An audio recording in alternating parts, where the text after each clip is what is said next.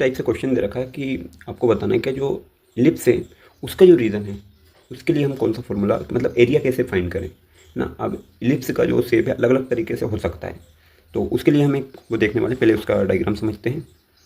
ये हमने रीज़न ले लिया, एक इलिप्स है जिसका आपको एरिया निकालना हो। मान लो मैं कोई सा पोर्शन इसका सेलेक्ट कर देता हूँ, ठीक है। जैसे मान लेते हैं हमें इस वाले रीज़न का क्या निकालना है, आपको एरिया निकालना है। अब देखो हाइट जो है हमें किसी ना किसी नंबर से हाइट भी इसकी बताना पड़ेगी। तो हाइट कौन सी एक्सिस पे है, ये वाई एक्सिस पे है और ये एक्स एक्सिस पे, तो ये वाली दूरी जो रहेगी वो एक्स हो जाएगी, ठीक है। और ये यहाँ तक की रहेगी मतलब वाई एक्सिस पे है। तो हम ऐसे शो नहीं करेंगे, हम कर देते हैं इसकी दूरी जो है उसको ए मान लेते हैं और इसकी जो दूरी है ओरिजिन से उसको बी मानते हैं, है ना। ये कंसीडर हमने कर लिया है, ये वाली पे ए ये वाली पे बी। तो यहाँ पे जो कोऑर्डिनेट बनेंगे इस पॉइंट पे वो बन जाएंगे, देखो ए कोमा 0, और इसके जो कोऑर्डिनेट बनने वाले हैं वो हो जाएंगे आपके 0 कोमा बी। इस टाइप से हमारा कोऑर्डिनेट बन गए। अब देखो दूसरी चीज़ है, ये वाली एक्स पे है तो यहाँ से इस पॉइंट तक की दूरी काफ़ी ज़्यादा छोटी है तो इसको डी एक्स मानेंगे। ये वाली दूरी हमने पूरी ली है तो इसको हम बाय मानते हैं, ठीक है। जब भी ये क्या बन रहा है, अब बन रहा है एक रेक्टेंगल की तरह। इस टाइप से आपका रेक्टेंगल बन जाएगा, इधर बना लेते हैं रेक्टेंगल। इस टाइप से एक रेक्टेंगल बन गया होगा जिसकी सॉरी चलिए देखते हैं।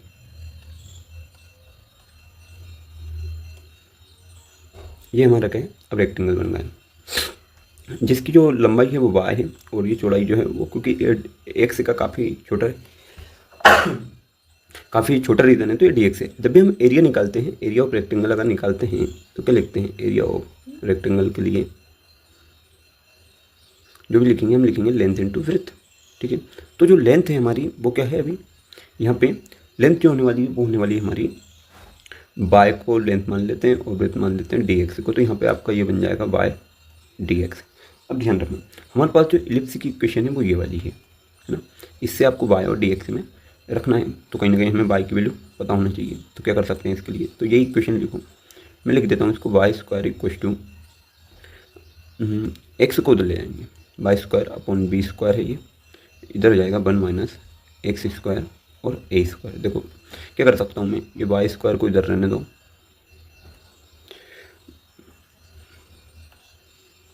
इधर हो जाएगा आपका क्या ए स्क्वायर माइनस एक्स स्क्वायर और साथ में ए स्क्वायर आपका कॉमन, और इधर हो जाएगा आपका बी स्क्वायर, है ना। ये बी को ऊपर को चलिए वाई स्क्वायर पे से ये हटाएंगे तो ये हो जाएगा आपका बी अपॉन ए, अंडर रूट का आ जाएगा आपका ए स्क्वायर माइनस एक्स स्क्वायर, ठीक है। यहाँ पे जो है तो आप प्लस माइनस यूज़ कर सकते हो, ठीक है। हमने प्लस माइनस यूज़ कर लिया है, ठीक है। तो अब ये जो इक्वेशन बनाई थी मैंने, जो भी फंक्शन था आपका f x equal to area, तो हम उसमें रख देते हैं। एरिया जब भी निकालते हैं हम तो क्या करते हैं, फॉर्मूला रखते हैं 4 इंटू जो भी रीज़न है। अब ये रीज़न है इसका क्या कर देंगे हम, इंटीग्रेशन कर देंगे 4 टाइम, ठीक है। तो 0 से जो भी लिमिट है हमने अगर एक के रिस्पेक्ट में कर रहा है तो ए वाई डी एक्स, ठीक है। वाई की वैल्यू आपने निकाल रखी है तो यहाँ पे रख देंगे हम जो भी एरिया है उसका। तो इधर भी हम क्या करते हैं, वैसे इंटीग्रेशन करते हैं डी ए के रिस्पेक्ट में, क्योंकि पूरे उसका हमें एरिया निकालना रहता है। 0 से जहाँ तक भी ए पॉइंट तक है वहीं तक का हम एरिया निकाल सकते हैं, लेकिन हम लिखते नहीं है ऐसा। तो हम लिखते कैसे हैं, जैसा लिखा है वो वाई इक्व टू ये रहने दो 0 से ए, पूरी की पूरी ये वैल्यू उठा के रख दो, प्लस माइनस तो हटा देंगे खैर, A under root a square minus x square, ठीक है। जो कॉन्स्टेंट चीज़ है उसको बाहर निकाल लो 4। अब सुन देखना इसकी लिमिट भी बदल जाती है। हम लिमिट अगर यहाँ पे चेक कर लेंगे तो हमारी लिमिट जो आएगी वो एक बार क्या कर सकते हो आप, जो भी लिमिट रखी तो हमने क्या रखी है, बाई कुछ तो होता है आपका क्या वी और एक्स इक्व टू हो जाता है आपका ए। तो हमारी जो लिमिट है वो ये वाली रखेंगे, ऊपर वाले के लिए ये रखते हैं।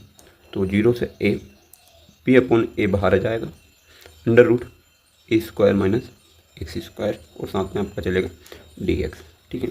चलो अब इधर की साइड देखते हैं पहले।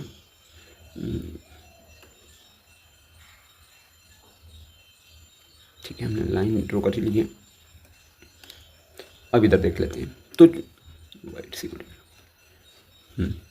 फॉर्मूला होता है, अगर जब भी हम इस टाइप के अगर फंक्शन इस टाइप से दे रखा हूँ अंडर रूट में ए स्क्वायर माइनस एक्स स्क्वायर उसका डी एक्स, तो उसको लिखते कैसे हैं, तो उसको लिखते हैं इस टाइप से, या एक अगला पेज ऐड कर लेते हैं। तो हम उसको लिखते हैं, अगर इस टाइप से फंक्शन है क्या था under root a square minus x square और डी एक्स, तो इसको हम ऐसे लिखते हैं एक्स स्क्वायर अपॉन 2 इसका अंडर रूट लिखते हैं पहले ए स्क्वायर माइनस एक्स स्क्वायर, फिर लिखते हैं ए स्क्वायर अपॉन 2 और साथ में साइन इनवर्स एक्स अपॉन ए। इस टाइप से फॉर्मूला लिखते हैं। तो जो अभी हमारा फॉर्मूला है, पीछे का जो फॉर्मूला था, है ना, ये वाला, इसको पूरे को हम वहाँ पे यूज़ करने वाले हैं। ठीक है, चलो देखते हैं। फॉर्मूला अब लिखा ही गया। तो हमारा जो एरिया है वो हो जाएगा आपका 4BYA। अब क्या करते हैं, उसकी जगह डायरेक्ट हम वैल्यू रख देते हैं। क्या हो जाएगी ये, x square by 2 under root a square minus x square plus a square by 2 sine inverse x upon a. और ये 0 से कहाँ तक हो जाएगी, लिमिट ए तक। ठीक है, तो ये वापस आप ए रखोगे तो क्या होगा, 4V upon A under root. अब देखना, जहाँ पे एक्स है उस जगह पे आपको ये वाली लिमिट रखना है। तो मैं रखूँगा ए का square by 2 under root a square minus x की जगह भी रखेंगे तो एक्स स्क्वायर हो जाएगा प्लस ए स्क्वायर बाई 2 ये साइन इनवर्स एक्स की जगह आप एक्स ना रखते हुए क्या रखेंगे, ए अपॉन ए, कैंसिल हो जाएगा। और 0 जिसकी भी जगह रखोगे तो वो क्या देगा, 0, इसलिए मैं 0 की जगह 0 रख रहा हूँ। अब देखो ये कट जाएगा तो यहाँ 0 आएगा, तो ये वैल्यू भी रखने से वैसे कोई मतलब नहीं है, लेकिन फिर भी समझने के लिए आप रख देते। वैसे वहाँ भी रख सकते थे लेकिन कोई दिक्कत नहीं, ये रखा मैंने 0, क्योंकि ये 0 का इंटू किसी में करोगे 0 आएगा। ये है आपका ए स्क्वायर अपॉन 2 साइन इनवर्स 1। ठीक है, ये आ जाएगा। जहाँ पे आप देख सकते हो वैल्यू होती है कि साइन इनवर्स जो 1 है वो किसके बराबर होता है, साइन पाई के साइन, या फिर हम लिख सकते हैं वो होता है आपके पाई बाई 2 के बराबर।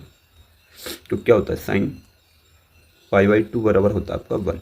ठीक है, इसलिए हम इसकी जगह पे क्या रखने वाले हैं, वैल्यू रख देते हैं। ठीक है, क्या वैल्यू रख देते हैं कि ए इक्वस टू, तरीके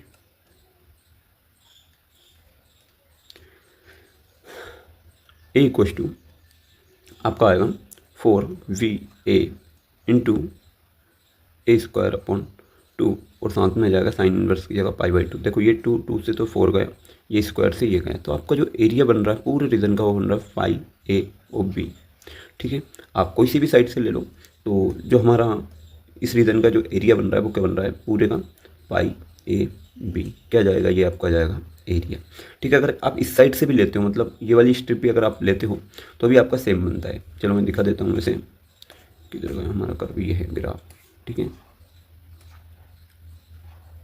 ये ले लिया हमने, और एक ओवल ले लेते हैं, ये ले लिया ओवल यहाँ,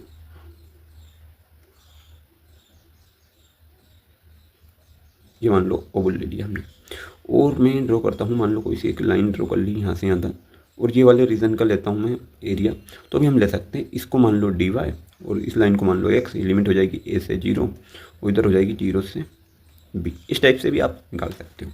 तो ये हमारा पहला क्वेश्चन था। आशा है आपको थोड़ा बहुत तो समझ में आया होगा, और इसी तरीके के क्वेश्चन के लिए कहीं ना कहीं हमसे जुड़े भी रहें और काफ़ी इन्जॉय भी होगा। क्वेश्चन मतलब थोड़ा बहुत इसी तरीके से हम समझने की कोशिश कर सकते हैं। Thank you very much.